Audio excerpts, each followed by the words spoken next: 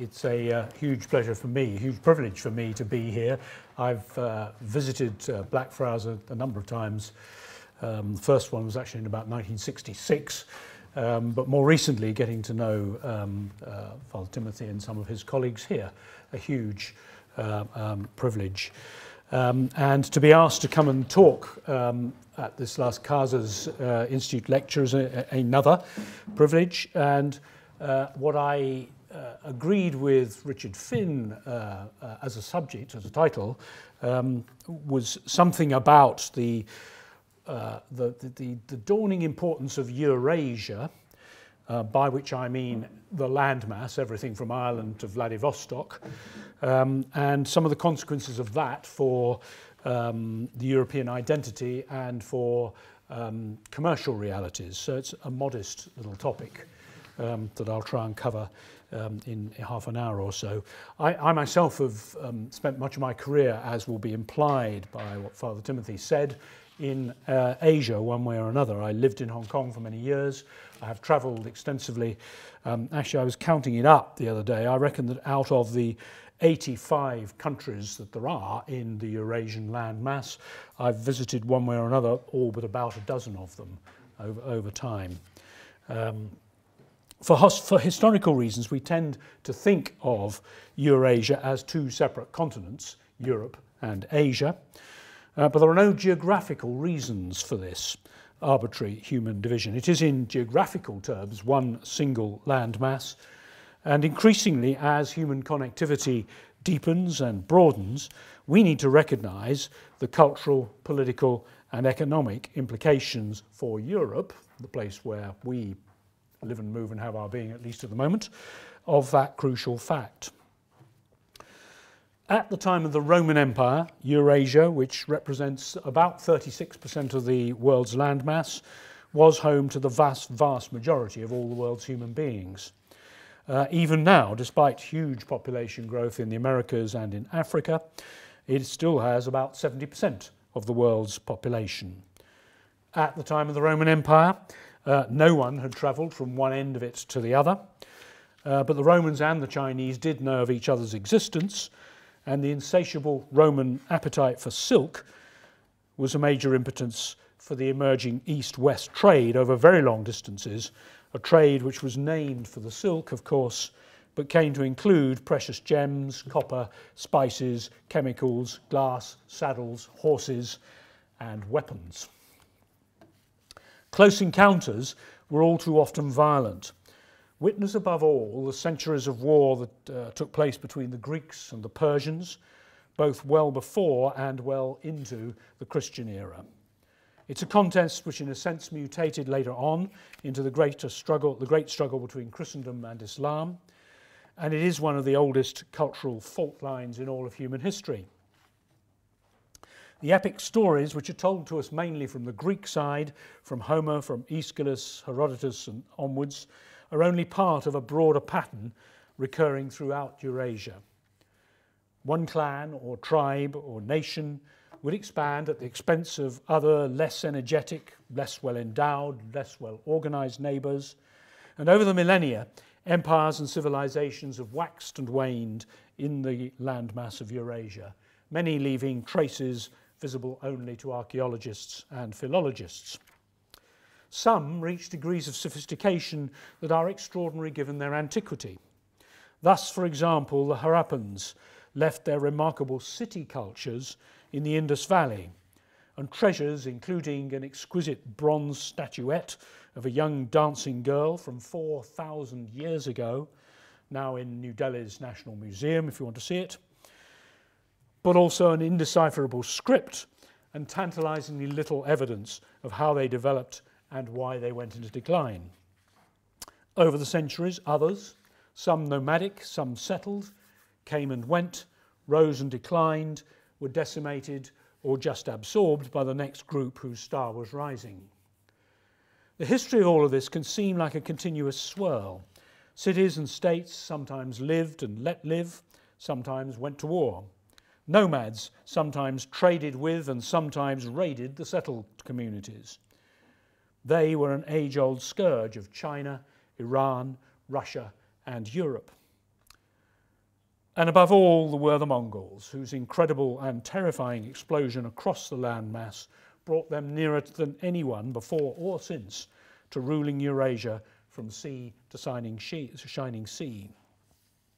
The first empire, however, with any sort of program or sense of destiny underlying its expansion was Persia. The new idea that conquest could be a civilizing duty, or at least that it could confer civilizing benefits on the conquered, might be said to be the legacy of Cyrus and Darius, the former being famously accoladed in the Bible as the Lord's anointed. At its height, the Persian Empire was about 3 times larger than present-day Iran, and its rulers described themselves as kings of kings. They were followers of what was probably the world's oldest theism. They constructed the world's first bureaucracy and communication system to run their empire.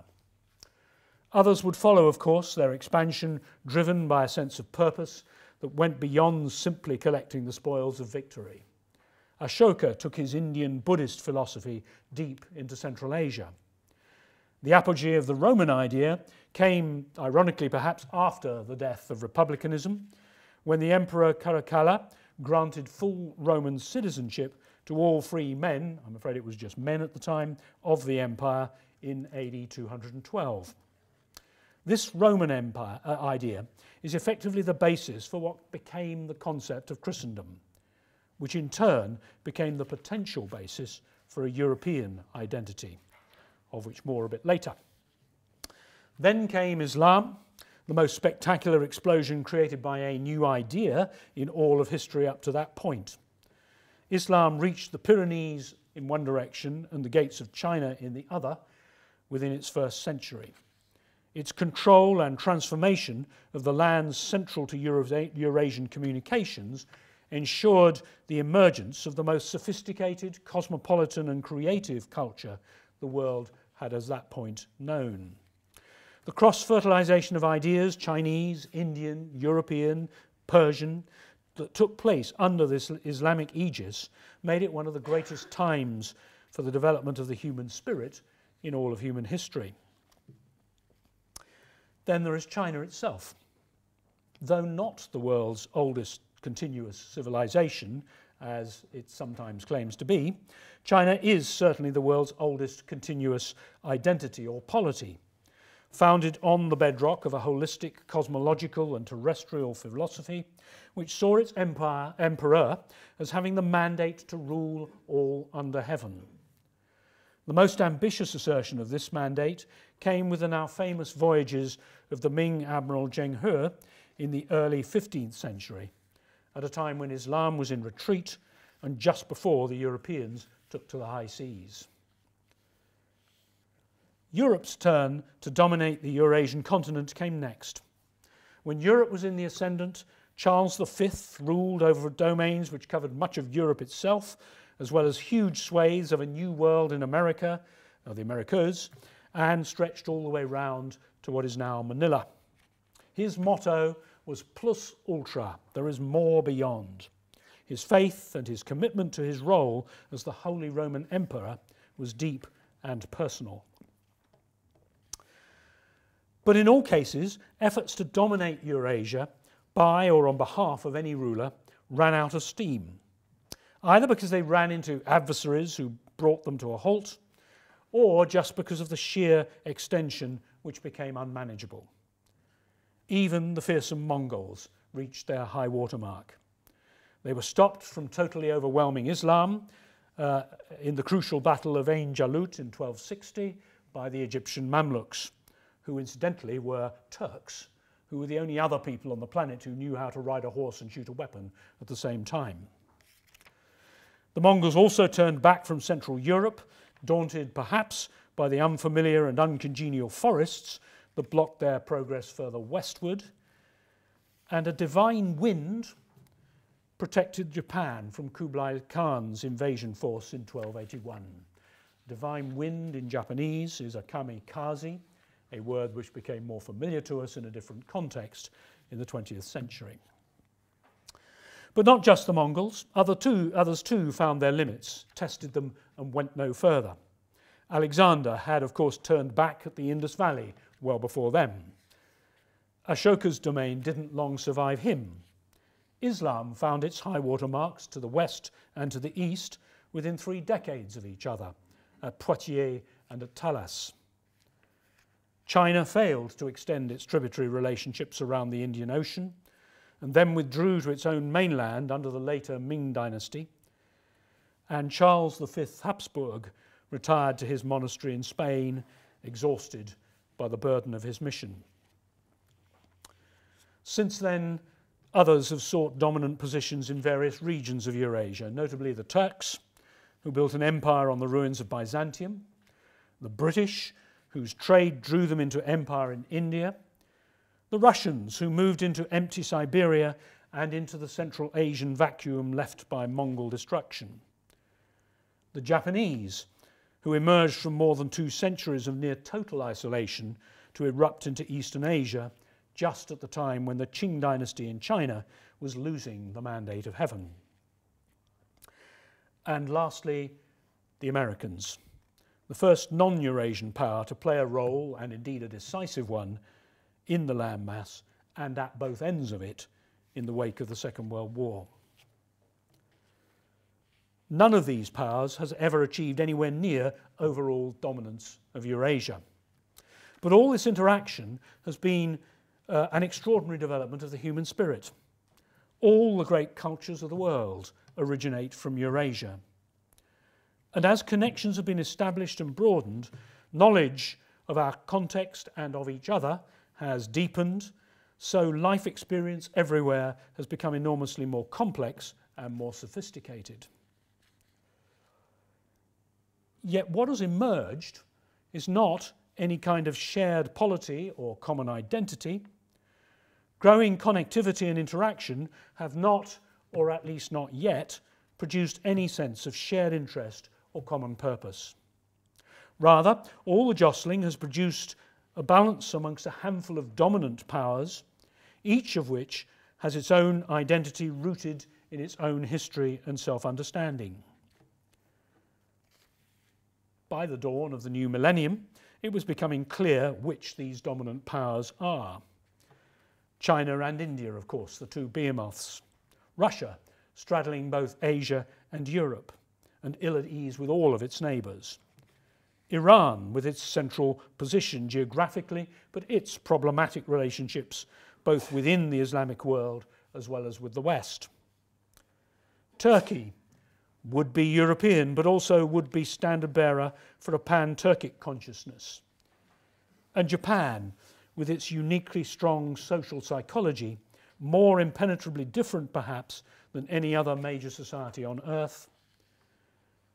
And America, whose Pacific interests draw them into inevitably into the Eurasian geopolitical balance. All of which begs an obvious question. What about Europe? Prosperous and struggling to achieve cohesion and unsure perhaps of what it stands for. At the dawn of the new millennium, this Eurasian balance looks increasingly like what became known in the context of European history as the Westphalian Order. Cultures differ, identities differ, governance systems, even values can differ. And in the absence of any universal ideal backed by a power able to compel it on the others, the default option of human affairs is what the Europeans knew as cuius regio eius religio. Europe arrived at this position in 1648 by exhaustion after the 30 Years' War. Eurasia in the 21st century seems to be arriving at it through mutual recognition of realities. And yet, such a balance is not stable. Henry Kissinger has noted that a Westphalian system has no direction of travel. It depends on balance, that is, on there being no member of the dominant group which is expansionist and too powerful to be stopped by the others. The European system was always fragile and was repeatedly threatened during the 18th century before being blown apart by the French Revolution. The resulting convulsions brought the Russians onto the European stage for the first time, before a new balance was temporarily established at the Congress of Vienna, only to be thrown in play again by the unification of Germany. The European settlement was finally brought down in the first decades of the 20th century by ethnic and cultural nationalism, which was on the rise everywhere, by borderless ideas which challenged the existing power structures, notably, of course, communism, and by a rogue state which had no interest in the status quo, Serbia. At that stage, the rest of Eurasia was largely a playground in which European rivalries were fought out. Now, Asia is resurgent, whilst Europe has exhausted its passions and is preoccupied with its own internal cohesion and identity. And so the new stage is a Eurasian and not just a European one. Against this background, many people attempted to argue that Eurasia is really a story of two parts, a story of the rise of energetic Asian countries and of the decline and fall, at least relatively, and possible even breakup of a tired and insecure Europe. Let me first spend a few minutes making this case, the bull case for Asia and the bear case for Europe, if I may use those vulgar terms, before coming back to raise a few questions about such a pessimistic scenario. I begin then with the bull case for Asia. Not all of it, certainly, but for East Asia, for India, and for Southeast Asia at least. My starting point is one which has become familiar to us all, the extraordinary economic rise of Asia. This transformation has been underway for roughly a generation now, and we're inclined to forget just how recent it is. I can remember living in Hong Kong, going to the border between Hong Kong and the mainland in 1984, not so long ago as all that, looking across at Shenzhen, then a small town of about 20,000 people, surrounded by duck ponds and rice fields. Now it's a city of 10 million. And I could go on. The transformation is extraordinary. And we increasingly recognise that a historic convergence is underway. In 1820, the size of an economy relative to the world's total output was roughly equal to that country's share of world population. Then, as now, China had the largest population and its economy was the largest in the world. We all know what happened thereafter. The Industrial Revolution meant that for the first time in human history, some economies were able to produce consistently above subsistence level, and thus created a gap between relative economic strength and relative population size. First the Europeans, then the Americans, later the Japanese, thus achieved enormous increases in world market share. At the peak of their relative outperformance, these developed countries, Europe, America and Japan, created about 3/4 of world GDP, even though they never represented as much as 20% of the world's population. China was left behind, and the gap is now closing again, as China, and also country after country in Asia, is starting to catch up with the standards of living which Europeans have come to take for granted. By somewhere around 2025, on present trends, China will probably be the world's largest economy again. It's possible that it already is. This much we're familiar with. The point, though, is that this is just a milestone. The best central forecast for China is that it will continue to grow rapidly for at least another generation, in stark contrast with the sluggishness of the old economies of Europe. So as its income per head gradually approaches that of Europe, China will not just be the largest, but by far the largest economy in the world, perhaps well over double the size of the next one. And already some of the implications of this are becoming clearer. The new China, which began by mobilizing huge pools of low-cost labour, has become a competitive challenge further and further up the value chain as it moves from making plastic toys to electronics to high-speed trains to aerospace to pharmaceuticals and biochemistry. More and more the Europeans begin to fear that their technical brilliance may overwhelm us in the very areas of strength that we have prided ourselves on. In fact, for several decades now, the Europeans have been fighting a sort of mental rearguard action. Ever since the Japanese first, and then the Koreans, the Taiwanese, Hong Kong and Singapore, and now mainland China and increasingly India too, have begun to take on the West at their own game, exporting goods that were initially derided as being cheap, poorly designed would-be competitors of the real Western thing. We've somehow convinced ourselves that there's always a remaining comparative advantage to which we can retreat. Whether it was primary research as opposed to mere application. You sometimes hear that in university communities, dare I suggest.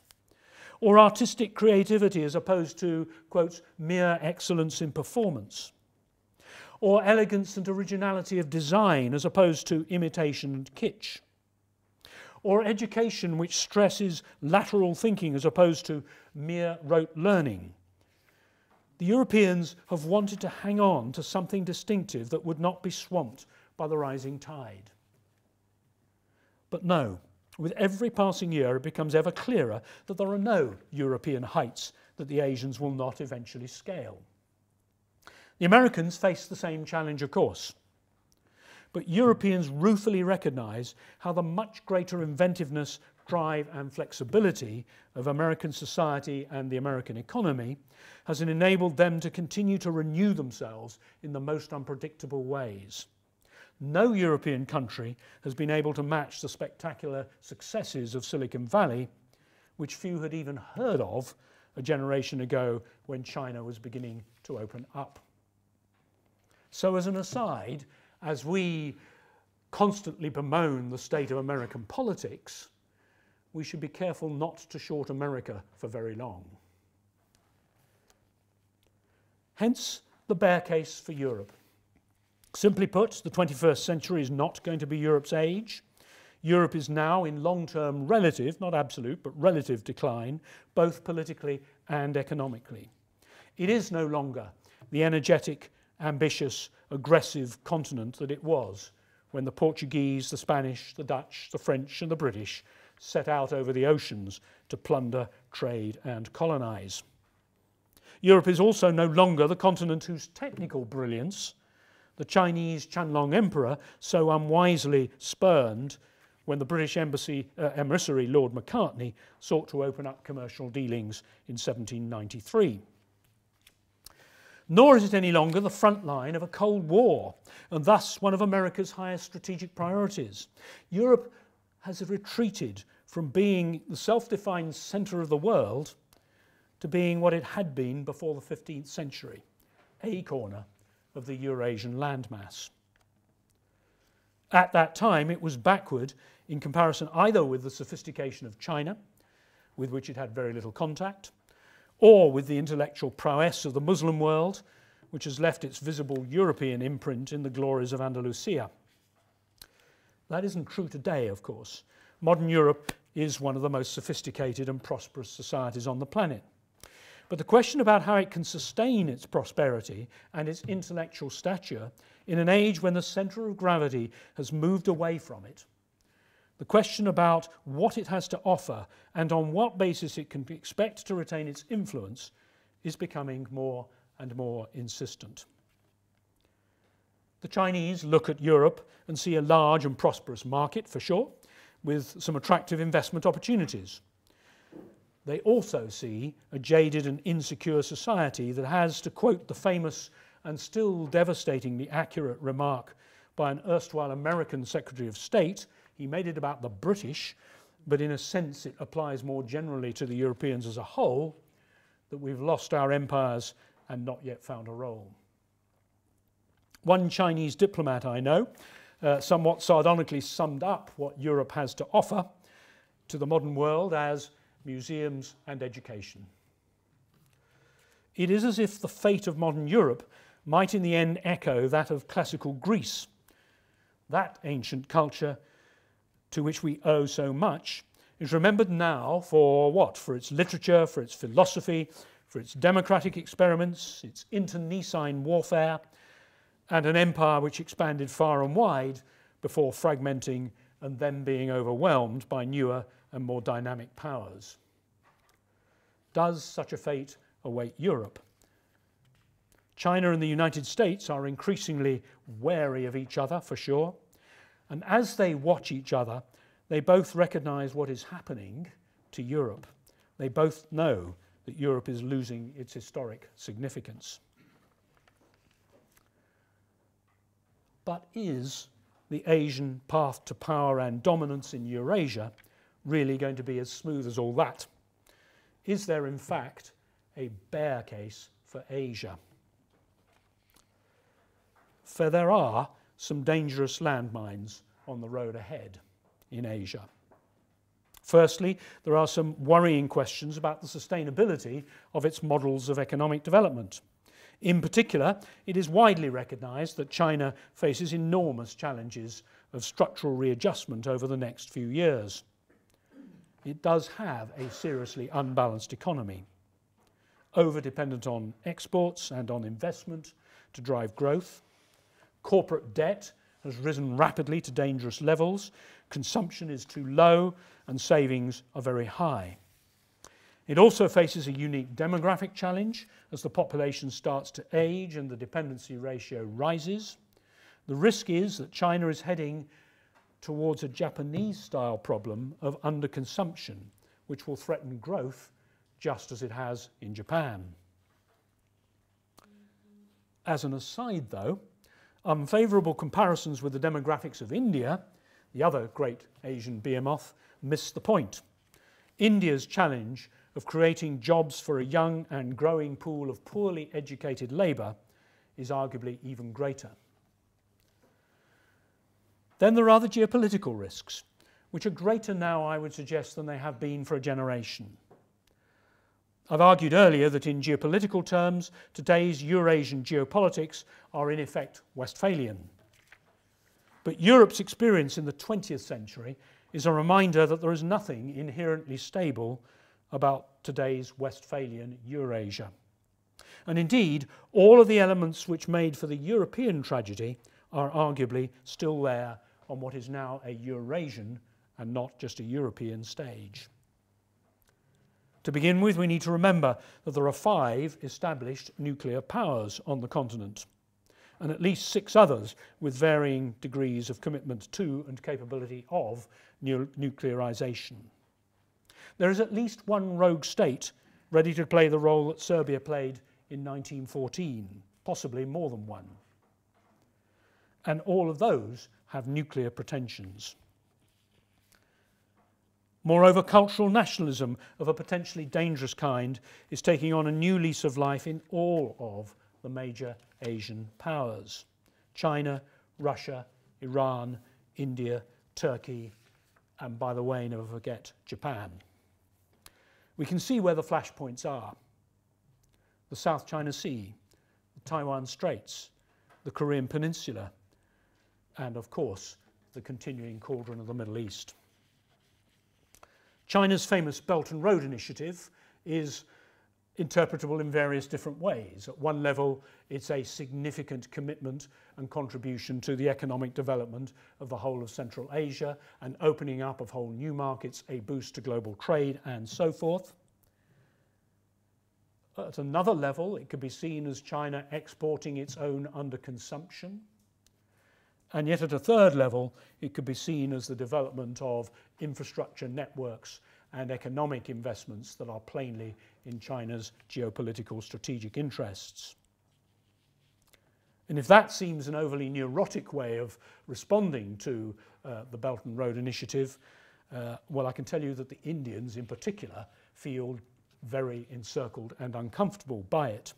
When they inspect a project whose main access is east-west from China towards Europe, but whose important spurs run down from Central Asia through Pakistan to the Gulf, and on the one side and on the other, the plans, not yet realised, but nevertheless the plans for railroads from Kunming down to Singapore. This feels to the Indians like encirclement. So finally, if Asia has much bigger risks than we often recognise, do we undervalue the potential of Europe? Is there, after all, a bull case for Europe? The European post-war project has some historic achievements to its credit. Not only has it kept the peace in Europe for over 60 years now, it has enabled the modernisation, we don't talk about this enough, it has enabled the modernisation of states such as Spain and Ireland.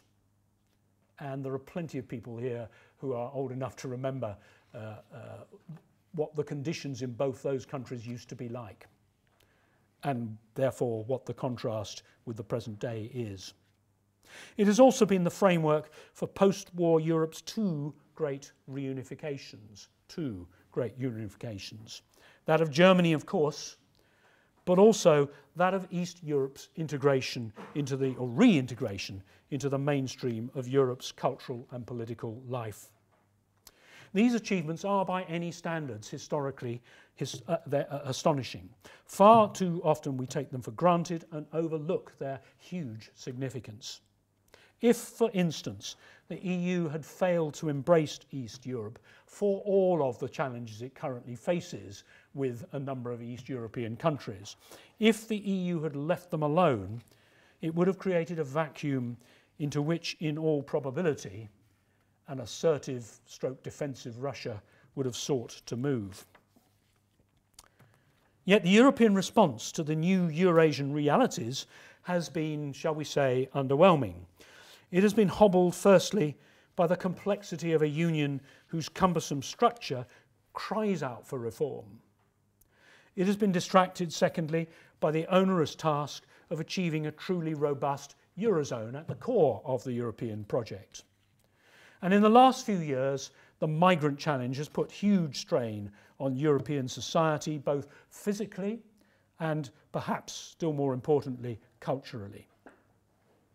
Relations with Europe's neighbourhood, in particular with Russia, are uncomfortable, but not only with Russia. The dilemmas and difficulties of responding appropriately to the tragedies of the Middle East are still very much in everybody's mind.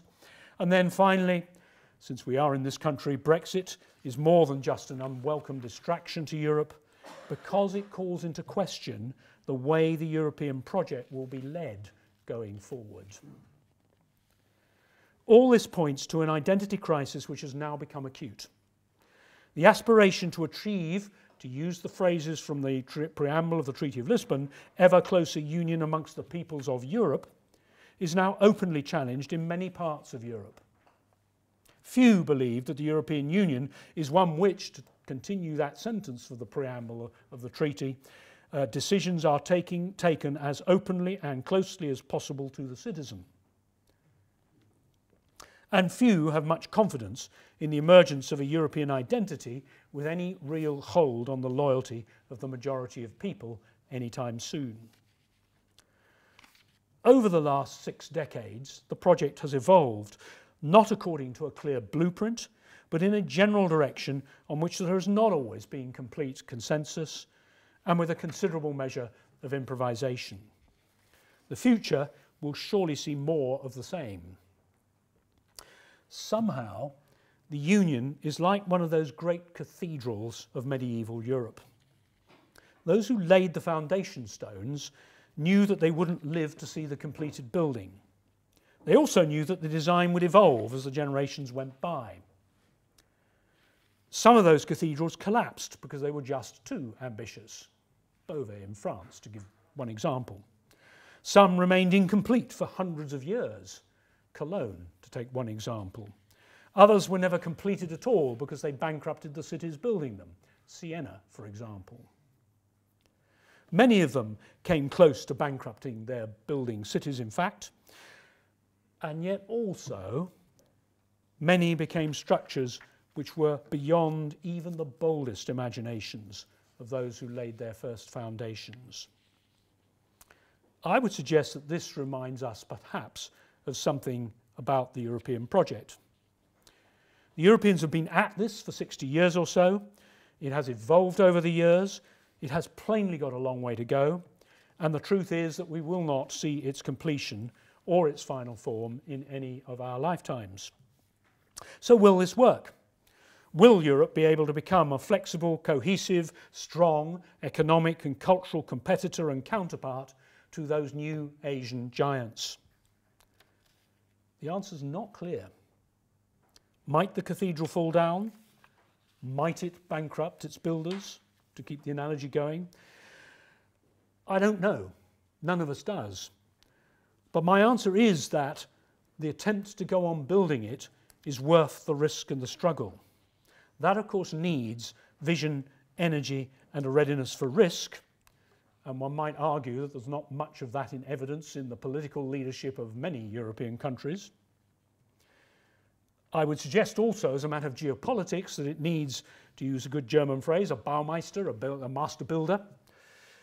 The question now is, how well prepared is the European public for this? More particularly, since the geopolitics of Europe are such that, whether they like it or not, this new reunified Germany finds itself in the centre and, as it were, on the bridge of this project. Their public does seem to resent being paymaster to the Eurozone and finds itself deeply unsettled by all of the upheavals caused by the refugee crisis. But one thing is clear. Europe needs that leadership role. It needs a Germany in that role of Baumeister, and it needs it more than ever given what the British are doing. The energy and the realism of the French Macron government is not going to transform France quickly. All roads increasingly lead to Berlin, whether the Germans relish that thought or not. And indeed, Eurasia needs this, not just Europe. For Europe is also the story of how it became a peaceful and prosperous union of peoples.